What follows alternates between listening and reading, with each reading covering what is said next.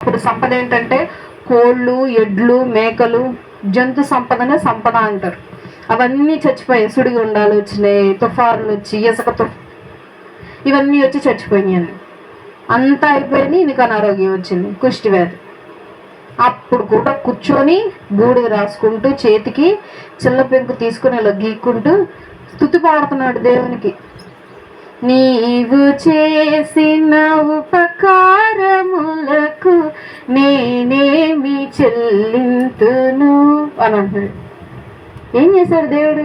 అన్యాయం చేశాడా, ఉపకారం చేశాడా? అపకారం కదా చేసింది. మరి ఏం పాడుతున్నాడు ఆయన? నీవు చేసిన ఉపకారాన్ని బట్టి కృతజ్ఞతలు అని పాట పాడుతున్నాడు కూర్చొని. అలా ఆవిడొచ్చి, ఏం మనిషివయ్యా నువ్వు నమ్ముకునే దేవుడే కదా నీకు ఎన్ని కష్టాలు తీసుకొచ్చింది, మళ్ళీ ఏమని పాడుతున్నావు నువ్వు? దేవునికి మేలు చేశాడని పాడుతున్నావా?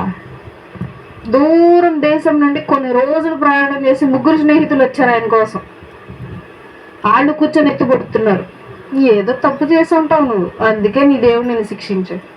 ఓ నీ దేవుడు దేవుడు అని బలులు అర్పించావు, ప్రార్థనలు చేసావు, ఇప్పుడు ఏం చేశాడు నీ దేవుడు అని చెప్పి వీళ్ళు ఓ పక్క భార్య, ఒక పక్క స్నేహితులు పొడుస్తా ఉన్నారు. అయినా సరే ఏమంటున్నాడు? నీవు చేసిన మేలుకి కృతజ్ఞతలు. అది విశ్వాసం అంటే. మన విశ్వాసం ఎలా ఉండాలి? అలా ఉండాలి, కదలకుండా. మన విశ్వాసం ఎప్పుడైతే కదిలిందో దేవుడు ఏం చేస్తాడు? వదిలేస్తాడు. మన వైపు కూడా చూడడం. ఆయన గనక మనల్ని వదిలేస్తే మన పరిస్థితి ఏంటి? ప్రతి ఒక్కరూ నరకానికి పాత్రలమవుతాం. దేవాది దేవుని కుమారుడే తండ్రి చేయొదిలేస్తే తట్టుకోలేకపోయాడు.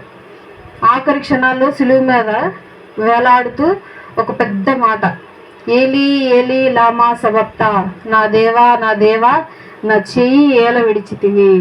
సిలువ మీద కూడా అంటాడు, ప్రార్థనలో కూడా అదే, నన్ను మాత్రం చెయ్యవలద్దు, నా చెయ్యి ఎందుకయ్యా వదిలేసావు నువ్వు అని ప్రార్థిస్తాను.